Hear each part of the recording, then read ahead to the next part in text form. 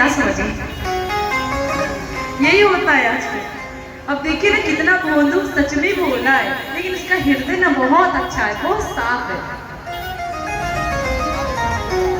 भोंदू कहता है तो फिर मैं आज के बाद मिलूंगा भी नहीं आपसे। कन्हैया बोले हाँ ठीक है जाओ, नहीं मिलना आपसे। भोंदू के दिल पे लग गए। भोंदू ने कहा ठीक है, मैं जानता था कि आप अच्छे नहीं हो। गुरुदेव जी कहते हैं कि आप छलिया भी हो। बड़ा आए थे भोंदू भोंदू करने, बड़ा आए थे ना मुझसे प्रेम दिखाने, जानता हूँ कितना प्रेम करती हूँ। अब भोंदू ने अपने झोले में जितना भोजन जो खा पाए आधा अधूरा सब डाल दिया झोला में, चल दिया भोंदू। कन्हैया को लगा ये मजाक कर रहा है। कन्हैया को लग रहा था ना कि ये थोड़ा सा मजाक कर रहा है। भोंदू सच में जा रहा था। कन्हैया पीछे से देख रहे हैं। कन्हैया कहते ये भोंदू क्या सच में जा रहे हो? भोंदू तो मुड़ के भी नहीं देखा, बड़ा तेज निकला भोंदू। कन्हैया कहते ये भोंदू क्या सच में जा रहे हो? भोंदू पीछे मुड़ता है, कहता हाँ जा रहा हूँ, नहीं आऊंगा तुम्हारे पास। कन्हैया जी और जैसे दूर दूर जा रहा है ना, मानो कन्हैया का पता नहीं क्या खोता जा रहा है। ऐसा होता है प्रेम में। वो जितना दूर जा रहा है ना गुस्सा होकर के, उतना ही मालूम होता कन्हैया का कुछ जा रहा है, हृदय निकला जा रहा है। भोंदू थोड़ी दूर पहुंच गया। कन्हैया ने फिर आवाज दिया ए भोंदू या सच में छोड़ के चले जाओगे? भोंदू अब की बार तो पीछे भी नहीं मुड़ा। कन्हैया इतनी जोर से रोने लग गए, फूट फूट करके रोने लग गए अपने भक्त के प्रेम में। उसके भोले पलके लिए आज कन्हैया धरती पर गिर गए, फूट फूट कर रोने लगे। भोंदू ने जब कन्हैया को रोते देखा ना, तो भोंदू दौड़ करके भाग करके कन्हैया के पास आया, हृदय से चिपक गया और कन्हैया ने उसको ऐसे चिपका लिया, ऐसे भोंदू को गले से लगाया और कहा भोंदू तू मुझे छोड़कर ना जा, तू जहां कहेगा मैं चलने के लिए तैयार हूं। इतना प्रेम। कहने लगे तुम जहां कहोगे ना भोंदू मैं वहां चलूंगा। भोंदू कहता है कि कन्हैया क्या आप सच में मुझे इतना प्रेम करते हो? कन्हैया रोने लगे, कहने लगे मैं भक्तों के प्रेम में ना खुद को भी बदल देता हूँ। अपने प्रेम में ना, भक्तों के प्रेम में ना मैं सब कुछ बदल देता हूँ, और तेरे लिए तो केवल मुझे तेरे गुरुदेव के पास जाना है। भोंदू ने कहा तो फिर तैयार हो चलो। आज भोंदू कन्हैया को लेके गया, अपने गुरुदेव जी के पास में खड़ा कर दिया। कन्हैया जी दर्शन दे रहे हैं गुरुदेव जी को। गुरुदेव जी कन्हैया के चरणों में रो रहे हैं। प्रभु जो भाव मेरे सिर्फ भोंदू के हृदय में जगा, मैं वो भाव कभी नहीं जगा पाया, केवल सुनाता था लेकिन वो भाव कभी नहीं आता था। इतना भाव। भगवान कन्हैया या भोलेनाथ या गणेश बाबा जो भी है ना, केवल भाव के भूखे हैं, प्रेम के भूखे हैं। कहते हैं कि कभी भी किसी चीज के लिए अहंकार नहीं आना चाहिए। एक बार की बात है, दुर्वासा ऋषि जी महाराज, एक बार दुर्वासा ऋषि जी महाराज भ्रमण करते करते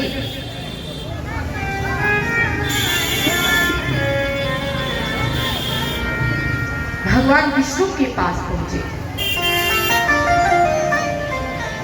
भगवान विष्णु जी के पास में गए तो भगवान विष्णु जी तो कितने भोले हैं, कितने प्यारे हैं। संत का सम्मान करना तो उनका समझ लो कि मेन काम है, संत का सम्मान करना।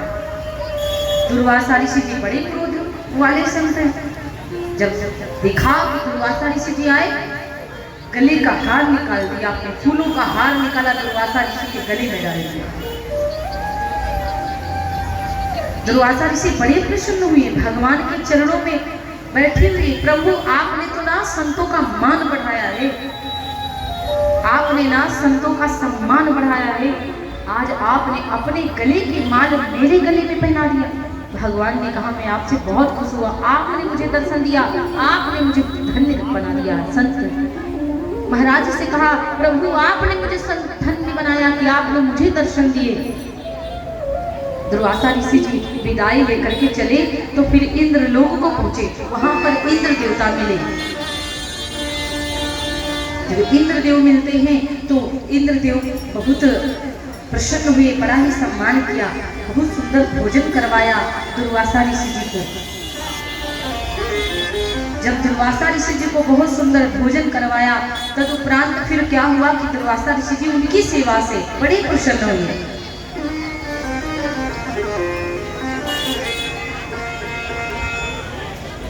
इंद्रदेव की सेवा से दुर्वासा ऋषि जी बहुत प्रसन्न हुए। और जब इतना प्रसन्न हुए तो दुर्वासा ऋषि जी को क्या हुआ, मन में आया कि भगवान ने जो मुझे माल पहनाई थी, क्यों ना मैं इनको पहना दूं। अपनी बताओ, आपको यदि यहाँ से कुछ दे दिया जाए, प्यारी सी चीज, यदि आपको यहाँ से कुछ अच्छी चीज दे दिया जाए तो आप वो किसको देंगे? मन तो नहीं होगा ना किसी को देने का, किसी को देने का मन नहीं होगा कि हम वही प्राप्त किए हम क्यों दें। लेकिन आप किसी को देंगे जो आपका सबसे ज्यादा कोई समीपी व्यक्ति मिल जाए, या आपके परिवार में कोई हो जाए ना, किसी के ऊपर दया आ जाए। जरूरी नहीं कि आपके परिवार के लोग ही हो सकता आप बाहर के लोग को भी दे सकते हो। एक प्रेम की बात होती है। आज दुर्वासा ऋषि जी ने भगवान का पहनाया हुआ हार इंद्र के गले में डाल दिया। अपनी सामान, अपना कीमती, समझो अपना कीमती वस्तु दे दिया। अच्छा, इंद्र को तो नॉर्मल माला लगी, छोटी सी माला। भाई वो तो राजा है, उनके पास धन धाम की कोई कमी थोड़ी ना है।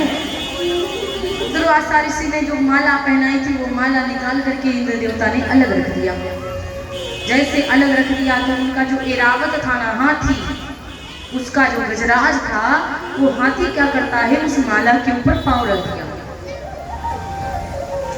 जैसे उस माला के ऊपर पांव को रखा, दुर्वासा ऋषि की नजर पड़ गई आज।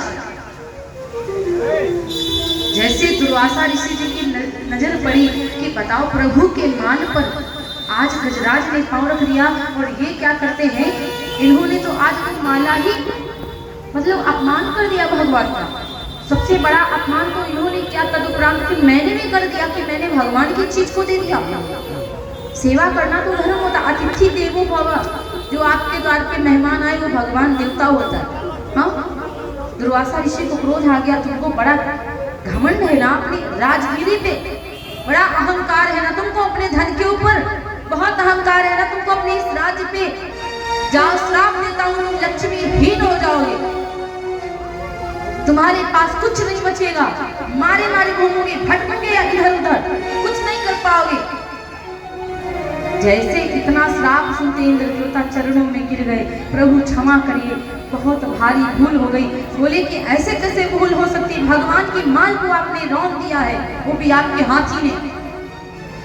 लक्ष्मीहीन हो गए, कुछ भी नहीं बचा इंद्र के पास में, सारा अहंकार खत्म हो गया, सारा धन चला गया। संत यदि श्राप देते या क्रोध में आ जाए, फिर आपका कल्याण होने वाला नहीं है।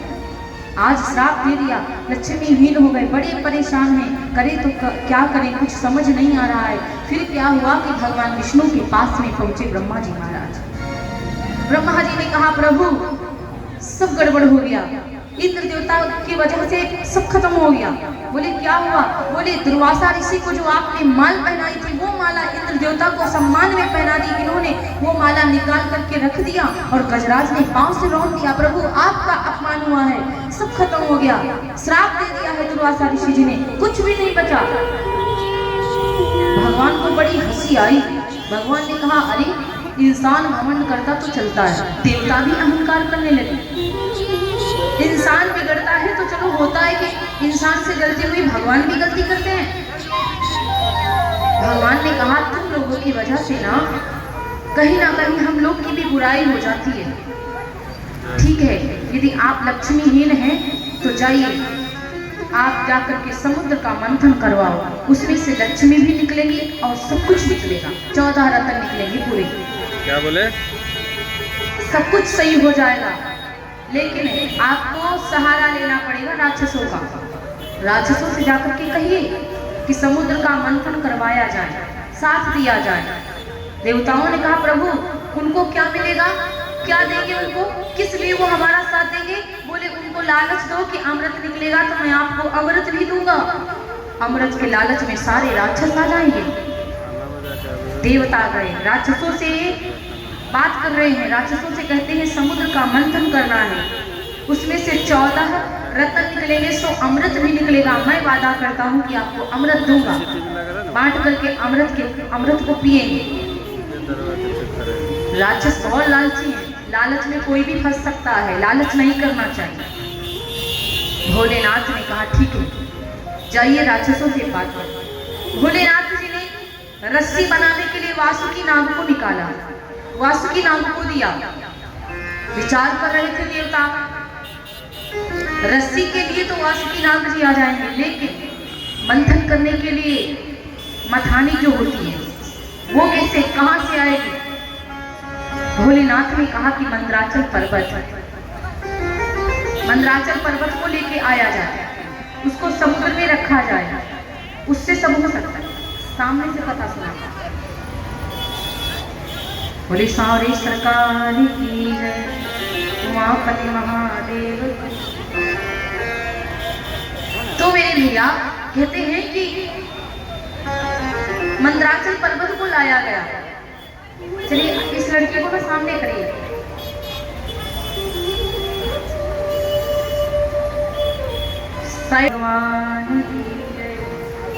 तो मेरे भैया अब क्या हुआ कि मंदराचल पर्वत को लाया गया, फिर समुद्र के बीच में रखा गया। जब सागर के बीच में मंदराचल पर्वत रखा गया, फिर वासुकी नाग जी आए, उसमें अपना फंदा लगाते हैं। तो देवताओं ने और राक्षसों ने एक समझौता किया। राक्षसों से कहते कि आप लोग भाई महान हैं, बड़े हैं, दूसरी बात तो यह है कि आप लोग बहुत ज्यादा बलशाली, कहीं किसी की प्रशंसा में आके गुलगुला नहीं होना चाहिए। हाँ, ज्यादा प्रशंसा ठीक नहीं होती है, सुनना बिगड़ जाएगा सब मामला। बोले कि आप भाई तो राक्षसों की इतनी बड़ाई कर दिया देवताओं ने कि भाई आपके ऊपर कोई दिक्कत नहीं होगी। आप ऐसा करिए कि जो मुख है नाग का, आप उसकी तरफ लग जाओ। जो जो वासुकी नाग था ना, तो उसके मुख की तरफ लग गए, मुख की तरफ पकड़ते। और जो देवता थे वो पूंछ की तरफ पकड़ते हैं। अब पूंछ की तरफ देवता, जब उसको पीड़ा होती है, नाग देवता को जब पीड़ा होती है, तो उसका मुख से ना विष निकलता है, विष की झाग। जब विष की झाग निकलती तो राक्षसों के ऊपर आती, तो राक्षस काले हो जाते हैं विष की वजह से, भयंकर अजीब दिखते हैं। फिर क्या हुआ कि जब वासुकी नाग वैसे मंथन हुआ, मंथन के बाद में 14 रत्न निकलते हैं। और जब 14 रत्न निकलते हैं तो मेरे भैया कहा जाता है कि सबसे पहले तो उन लोगों ने सोचा था कि अमृत निकलेगा तो अमृत हम लोग पान कर लेंगे, लेकिन भगवान की कृपा खुशियारी चलेगी नहीं। अगर पहले ही अमृत निकल आया और बांटने के चक्कर में झगड़ा पहले हो जाएगा तो 14 रत्न का क्या होगा फिर बाद में? लक्ष्मी जी का क्या होगा? ना मंथन होगा ना फिर रत्न निकलेंगे। सबसे पहले निकला है विष, कालकूट नाम का विष निकला। और जैसे कालकूट नाम का विष निकला, त्राहिमाम मच गया, हाहाकार होने लगा, सारे देवता घबरा गए। विष की वजह से ना धरती पर त्राहिमाम, सारे जितने भी है ना विष के प्रभाव से सबका दिमाग खराब हो गया, नुकसान करता है। यदि खेत में आप दवाई ज्यादा डाल दो, पेड़ों में दवाई ज्यादा डाल दो, तो फिर दिक्कत हो जाती है ना। वही हुआ, यदि आपके बीच में दवाई छिड़क दिया जाए खेत में जो पड़ती धान वाली, फिर आप लोगों को प्रॉब्लम हो जाएगी ना, हो जाएगी। तो सारा वैसे ही विष फैलने लगा। सारा जब विष फैलने लगा तो सारे देवता भगवान भोलेनाथ के पास में पहुंचे। भोलेनाथ से प्रभु त्राहिमाम, रक्षा करिए, हे देवों के महादेव महादेव आप रक्षा करिए, नाथों के नाथ हे भोलेनाथ आप मेरी रक्षा करिए। भोलेनाथ खड़े हुए, भोलेनाथ ने कहा क्या हुआ? सारे देवता कहते प्रभु विष निकला है। अरे अमृत की जगह पे कालकूट नाम का विष निकला है, सारे लोगों में फैला जा रहा है। यदि आप इसका पान नहीं करेंगे सरकार तो सब मारे जाएंगे। भोलेनाथ ने विष को हाथ में लिया, पीने के लिए अपने जैसे भोलेनाथ ने जैसे पीने के लिए तैयार हुए, मैया पार्वती दौड़ करके आई, हाथों को जोड़कर बैठ गई, स्वामी स्वामी रुक जाइए रुक जाइए। भोलेनाथ ने कहा क्यों देवी, आप तो जगदम्बा हैं, संसार की माँ हैं आप, आपसे कुछ नहीं छुपा है, सब कुछ जानती हो। इस विष की वजह से त्राहिमाम मचा हुआ है संसार में। यदि मैं इस विष को नहीं पीऊंगा तो सारे देवी देवता, सारे पृथ्वी के लोग परेशान हो जाएंगे। कहा प्रभु, यदि आप पिएंगे तो सारे लोगों का तो उद्धार हो जाएगा, सब तो बच जाएंगे, लेकिन मेरा क्या होगा स्वामी? आपके इष्ट देव भगवान श्री राम, भगवान विष्णु जी जो आपके हृदय में बैठे हुए हैं, उनका क्या होगा जब वो विष गले से नीचे उतरेगा? मेरा क्या होगा जो मैं आपके दिल में बैठी हूँ, हृदय में बैठी हूँ? यदि आप वो विष पिएंगे और जो यदि हृदय में उतर आया तो हम दोनों का क्या होगा? भोलेनाथ ने विचार किया, सही कह रही हैं ये तो। यदि मैं विष को पान किया और यहाँ गले से नीचे उतर आया तो इन दोनों लोगों का क्या होगा जो मेरे सबसे प्यारे हैं? एक तो पार्वती, दूसरे तो हमारे भगवान आराध्य देवता हमारे भगवान विष्णु नारायण हमारे। भोलेनाथ ने उस कालकूट का विष तो पी लिया, लेकिन भोलेनाथ कालकूट विष पी करके भी गले से नीचे नहीं उतारा। जब गले में ही विष को विराजमान कर लिया तो उनका जो गला था वो बिल्कुल नीला नीला हो गया, इसीलिए उनका नाम पड़ा नीलकंठ। बोले नीलकंठ भगवान की, भोलेनाथ की, तभी से उनका नीलकंठ नाम पड़ा। भोलेनाथ को देवों में महादेव क्यों कहा जाता है? भोलेनाथ को देवों में महादेव क्यों कहा जाता है? इसलिए कहा जाता है, सबकी जो है रक्षा करें, भक्तों की जो रक्षा करें, कहलाता वही देव है। सबकी जो रक्षा करते हैं, आप लोगों की जो रक्षा करते हैं वो देवता कहलाते हैं, लेकिन देवों की जो रक्षा करे कहलाते महादेव हैं। विष पान किया है कमल, सारी सृष्टि बचाने को हो।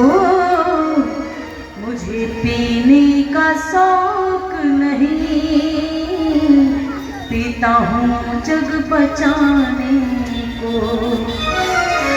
जो भक्तों की रक्षा करते हैं वो केवल देव हैं, लेकिन जो देवों की रक्षा करते हैं वो है महादेव। नाथों के नाथ, बद्रीनाथ, केदारनाथ, भोलेनाथ, सारे देवता सबकी रक्षा करने आ जाते हैं, लेकिन जब उनकी रक्षा करने की बारी आती है तो डायरेक्ट महादेव रक्षा करते हैं। इसीलिए मेरे भैया 14 रतन निकलते हैं उसमें से। विष पीने के बाद श्री रंभा विश्वारूढ़ अमीय शंख गजराज, धनुष कल्पतरु वैद्य मणिकानुधेनु शशिवाज। माता लक्ष्मी निकलती है तो माता लक्ष्मी जी ने भगवान विष्णु से विवाह कर लिया।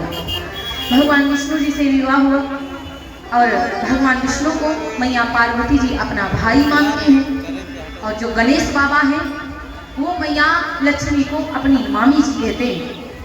तभी कुछ तो जब शादी हुई थी भगवान विष्णु जी की और लक्ष्मी माता की, तो गणेश बाबा जी ने बहुत ही साथ दिया। अपना जो करते हैं ना सब लोग साथ देते वो करते हैं। गणेश बाबा जी तो मामी जी की तरफ थे, लक्ष्मी जी की तरफ थी। इसीलिए लक्ष्मी मैया ने कहा कि यदि मेरी पूजा की जाए और साथ में मेरे पुत्र गणेश की पूजा किया जाए तो मैं उसको जल्दी से मिलती हूँ और उससे मैं ज़्यादा जल्दी प्रसन्न होती हूँ। इसीलिए हमारी लक्ष्मी मैया का स्थान दाहिने तरफ है और हमारे गणेश बप्पा का स्थान बाएं तरफ है। बोली लक्ष्मी मैया की।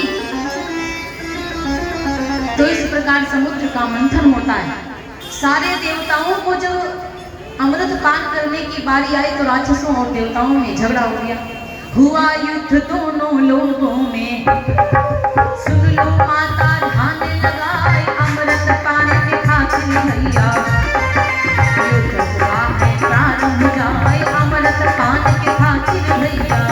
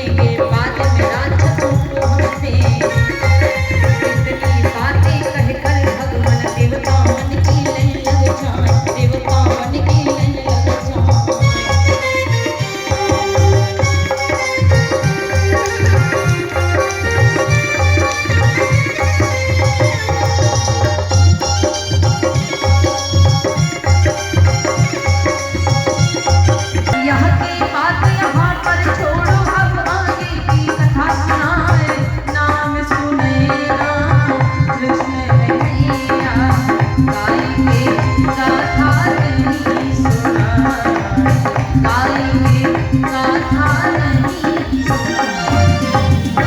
भगवान विष्णु ने विचार किया, राक्षसों में देवताओं में झगड़ा तुरंत होने लगता। वो सोचते अमृत हम पिए, राक्षस सोचते हम पिए। भगवान ने मोहिनी का भेष बना लिया। मोहिनी का भेष बना करके आज देवताओं के सामने पहुंचे। राक्षसों से कहते पहले देवता पिएंगे, फिर राक्षस। बारी बारी से अमृत मैं बांटूंगा, बारी बारी से पीना पड़ेगा। आप लोग थोड़ा थोड़ा ना, इतनी जगह गैपिंग जो पड़ी पड़ी तो थोड़ा थोड़ा पीछे बढ़ जाओ।